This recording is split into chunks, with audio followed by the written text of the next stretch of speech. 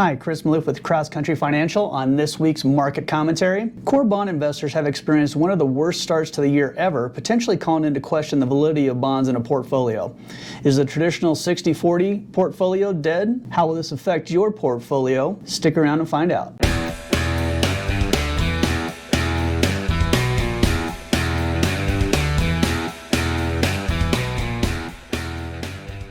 Despite the poor start, we don't think the value proposition for bonds has changed much. Moreover, with yields on most fixed income markets moving sharply higher, now could be a good time to revisit fixed income markets. Starting yields are still the best expectation of future returns and have become more attractive in a number of markets recently. But has the value proposition of core bonds changed? With most equity and fixed income markets down to start the year, a traditional 60-40 portfolio has come under pressure. Moreover, seeing both markets down simultaneously may cause investors to question the validity of a 60-40 portfolio broadly and core bonds specifically.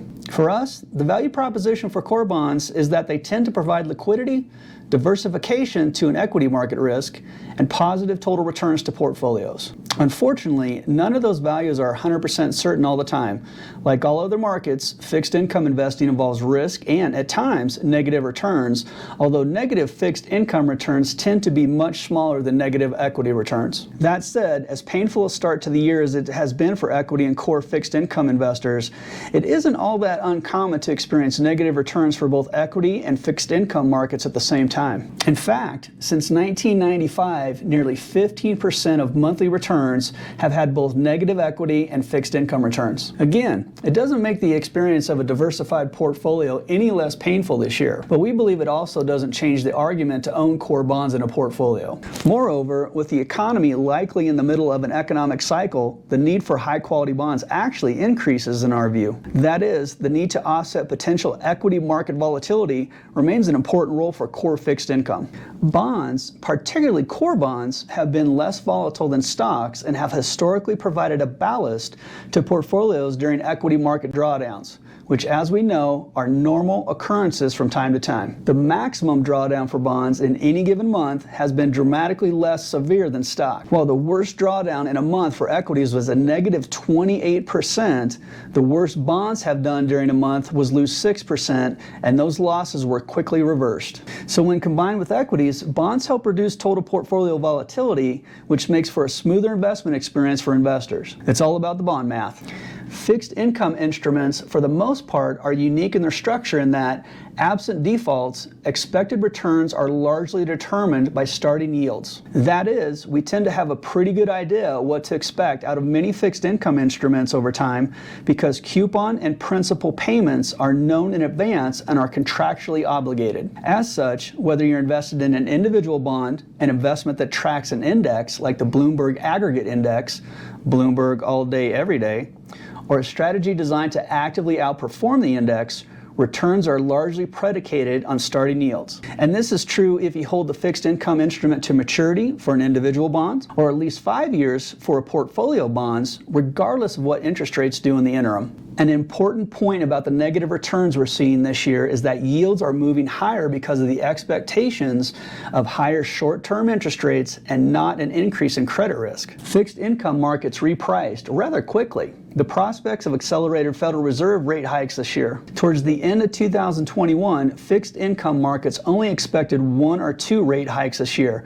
but in January and February, markets have priced in 7 hikes this year. This quick adjustment in expectations caused yields across the curve to move higher. However, there is a huge distinction between yields moving higher due to the prospects of higher short-term interest rates versus yields moving higher because of higher credit default risks, which could represent permanent impairment of capital. As shown before, absent defaults, starting yields represent the best expectation for future returns regardless of what interest rates do. That is, if you buy and hold a fixed income investment, the short-term volatility you experience due to changing interest rate expectations is just volatility. It has very little bearing on the actual total return if held to maturity or if held to the average maturity of a portfolio of bonds.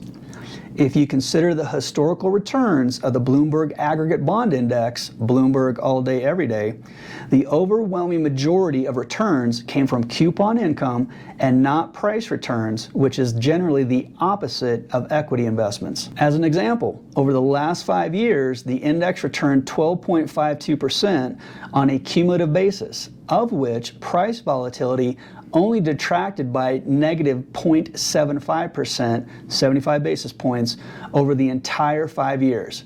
And that includes this year as well. Coupon and principal payments are much more important than price volatility. What goes down must go up. What has been characterized as a bond bull market, bond yields have seemingly only fallen from very lofty levels over the past 40 years. Long-term yields peaked above 15% in the early 1980s and have fallen to a little over 2% currently. Because interest rates are seemingly bound by zero in the US, although there remains over $3 trillion in negative yielding debt globally, some investors are wondering if the only way is up for interest rates, which could mean negative bond prices. There's an inverse relationship between interest rates and the price of bonds. We remain unconvinced. Moreover, just because a bull market ends, either in equities or bonds, doesn't automatically mean a new bear market must immediately follow. However, that yields have continued to fall over time are due to a number of structural reasons which we think remain in place and should keep U.S. Treasury yields from persistently increasing. These factors include demographics.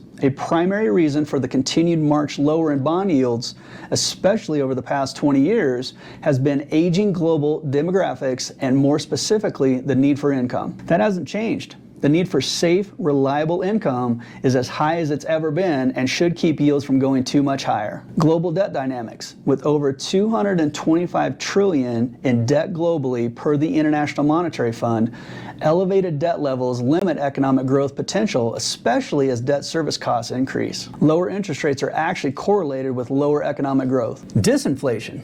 Due to a number of factors, inflation has fallen over the past 40 years. Certainly, the inflationary pressure we're seeing now should give core fixed income investors pause and remain the wild card for higher yields. However, with central bankers around the world embarking on rate increases to arrest high consumer prices, we do not believe we are in a new higher inflationary regime. Moreover, longer-term market-implied inflation expectations remain well within historical ranges, suggesting inflationary pressures should abate over time. Ah yes, a flight to safety.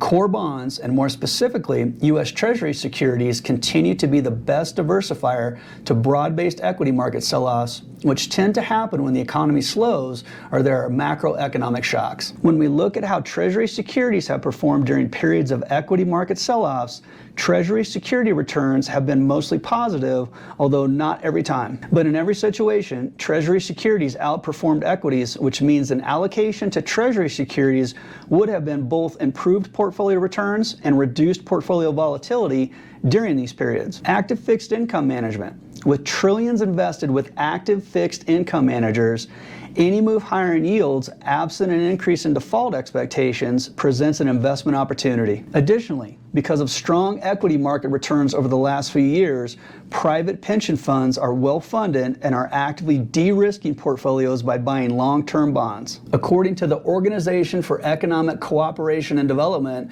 there are $35 trillion in pension fund assets, with most of these plans fully funded. This could provide a tailwind to bond prices. Is it time to buy the dip? Firmly ingrained, at least recently, in equity investors has been this buy the dip mentality. However, it may not be as ingrained in retail bond investors, although maybe it should be. As noted before, future returns, absent defaults, are largely determined by starting yields, regardless of what the interest rate and inflationary environments look like. And with yields moving higher recently in most fixed income markets, future returns for fixed income investors have improved. We're seeing increased investment opportunities in a number of shorter maturity securities, since yields on shorter maturity securities have moved up the most, such as short maturity investment grade corporates and Treasury securities lower rated corporate credit. Moreover, with yields on the core bond index now back up close to its longer term average, core fixed income broadly is more attractive. Conclusion. Core bonds have been a staple in diversified asset allocations for a long time. However, with returns as negative as they've been this year, investors may be undergoing a rethink of the utility of core bonds. We think that may be a mistake. We still think the value proposition for core bonds remains. Liquidity, equity diversification, and total returns are all valuable properties core bonds bring to a diversified portfolio. Moreover, bonds are unique in their structures in that coupon and principal payments are, for the most part, guaranteed and the primary factors of long-term total returns. The price volatility we've seen so far this year doesn't impact those payments. And with yields higher in many markets, now may be a good time to start looking at additional investment opportunities within fixed income. Now, the million-dollar question is, what type of fixed income? How much? What should the allocation be? What's the duration? If you don't have the answers to those questions, feel free to reach out. We'd be happy to help in terms of portfolio design and proper allocation. If you found this information beneficial, hit that subscribe button, hit the notification button, and have a great week.